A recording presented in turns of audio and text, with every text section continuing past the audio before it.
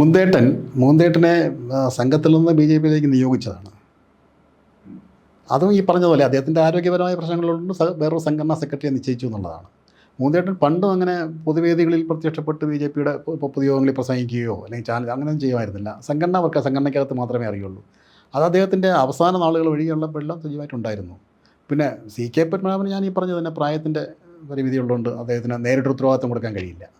പിന്നെ മുൻ പ്രസിഡന്റ് എന്നുള്ള പരിഗണനയിൽ കമ്മിറ്റികളിൽ വിളിക്കും എന്നുള്ളത്. എനിക്ക് തോന്നുന്നു അവർക്കൊക്കെ ഇപ്പോൾ എ കെ ആൻ്റണി കോൺഗ്രസിൻ്റെ ഒരു അഭിപ്രായം പത്രസമ്മേളനം നടത്തി പറയുകയോ അല്ലെങ്കിൽ ചില്ലുന്ന പത്രക്കാരോട് പറയുകയോ ഒക്കെ ചെയ്താൽ അത് വേറെ ആരും ചോദ്യം ചെയ്യാൻ സാധ്യതയില്ല.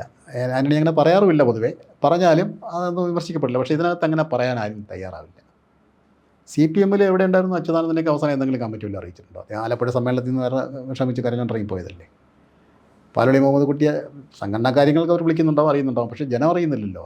പാലോളി മുഹമ്മദ് കുട്ടി ഇപ്പോഴും സജീവമാണോ എന്നുള്ളത് സംശയമാണ്. അങ്ങനെ ഇതേയായിരിക്കും അനുഭവം. ഒരു പ്രായം കഴിഞ്ഞാൽ പിന്നെ ചിലർക്ക് എക്സംഷൻ കിട്ടുള്ളൂ. ഇപ്പോൾ പിണറായി വിജയനക്ക് എക്സംഷൻ കിട്ടിയതുപോലെ മറ്റുള്ളവർ കിട്ടണമെന്നില്ലല്ലോ.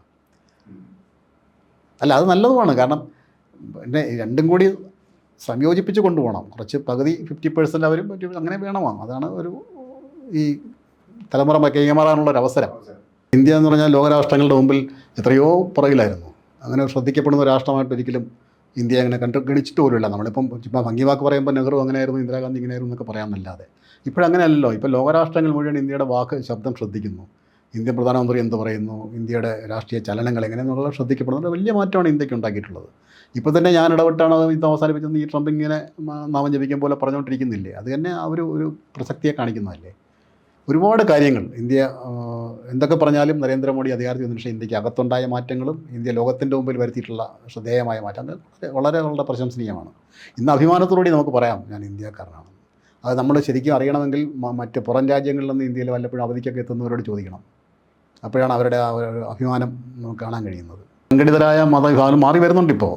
ഈ രണ്ട് ശക്തമായ നേര് പകുതിയോളം 100 പേര് ഉണ്ട് കേരളത്തിൽ ജനസംഖ്യ ഉണ്ടെങ്കിൽ 50 പേരും അല്ലെങ്കിൽ 48 പേരും ബി ജെ പി പ്രത്യയശാസ്ത്രത്തെ അങ്ങ് തകർത്തിരിക്കുകയില്ലേ. ഇപ്പം മാധ്യമങ്ങൾ എന്തിനാ ജനങ്ങളെ മാധ്യമങ്ങൾ നോക്കൂ നിങ്ങൾ. ഈ മണിപ്പൂരിൽ എല്ലാ കാലത്തും ഗോത്രവർഗ്ഗങ്ങൾ തമ്മിലുള്ള സംഘർഷമാണ്. അവിടെ ഒരിക്കലും ഒരു പണ്ടും ഉണ്ടായിട്ടുണ്ട്. ഇപ്പം ആദ്യമായിട്ടൊരു സംഘർഷം ഉണ്ടായതൊന്നുമല്ല. ആ സംഘർഷത്തെ ഒരു ക്രിസ്ത്യൻ ഹിന്ദു സംഘർഷമാക്കി മാറ്റി എത്ര വികൃതമാക്കിയാണ് നമ്മുടെ മാധ്യമങ്ങൾ അവതരിപ്പിച്ചത്. വല്ല വാസ്തവമുണ്ടോ? ഏറ്റവും കൂടുതൽ ഈ കന്യാസ്ത്രീകളുടെ വിഷയമില്ലേ, ആ വിഷയം ആരെങ്കിലും ശരിക്കും ഏതെങ്കിലും ചാനലാണ്, ഏതെങ്കിലും മാധ്യമം അത് റിപ്പോർട്ട് ചെയ്തിട്ടുണ്ടോ? ഏതെങ്കിലും ചാനൽ അത്തരത്തിൽ ചർച്ച ചെയ്തിട്ടുണ്ടോ? അതിൻ്റെ യഥാർത്ഥ സംഭവം എന്താ? നിങ്ങൾ പഠിച്ചിട്ടുണ്ടോ അത്? അതായത് ഈ കന്യാസ്ത്രീമാർ വരുന്നത് നക്സൽ വാരിക്ക് വലിയ മാവോയിസ്റ്റുകൾക്ക് വലിയ സ്വാധീനമുള്ള ഒരു പ്രദേശത്തു നിന്നാണ്.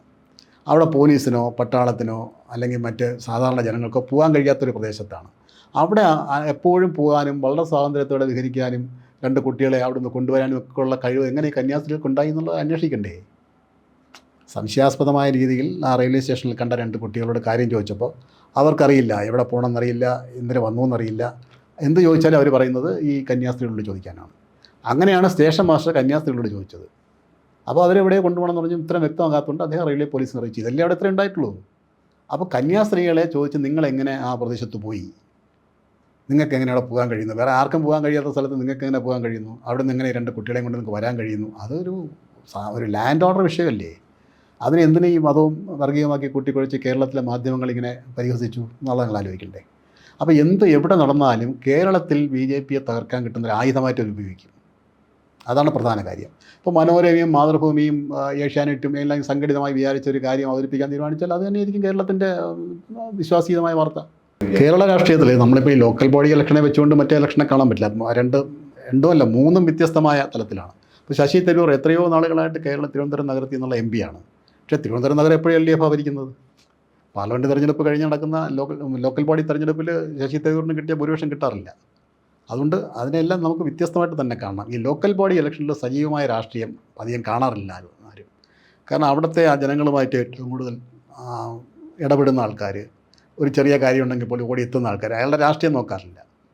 അതാണ് ഈ ലോക്കൽ ബോഡി ഇലക്ഷനിൽ സംഭവം. പണ്ടും അങ്ങനെയാണ്. ലോക്കൽ ബോഡി ഇലക്ഷനിൽ ജയിക്കുന്ന ഒരാൾ ആ നാട്ടുകാർക്ക് സ്വീകാര്യനായിരിക്കും, രാഷ്ട്രീയം നോക്കിയിട്ടല്ല. പാർലമെൻറ്റിലൊക്കെ തുടർച്ചയായിട്ട് ജയിക്കുന്നവർ പഞ്ചായത്തിൽ നിന്ന് നോക്കട്ടെ, ജയിക്കാൻ പ്രയാസമാണ്. കാര്യം അവർക്കെപ്പോഴും അവരുടെ കയ്യെത്തും ദൂരത്തുള്ള ഒരാളായിരിക്കണം അത്രയും ജനപ്രതിനിധി. അതുകൊണ്ട് അത് വ്യത്യാസമാണ്. അങ്ങനെ ജനങ്ങളുമായിട്ട് ഇടപഴകി നല്ലവണ്ണം ലോക്കലായി പ്രവർത്തിക്കുന്ന ആൾക്കാരെ നിർത്തിയാൽ ബി ജെ പിക്ക് അസംബ്ലിയിലും പാർലമെൻറ്റിലും സമാഹരിക്കുന്ന വോട്ട് സമാഹരിക്കാൻ ജയിക്കാനും സാധിക്കും. അത്തരത്തിലുള്ള നീക്കങ്ങൾ നടക്കുന്നുണ്ട് ഇപ്പോൾ.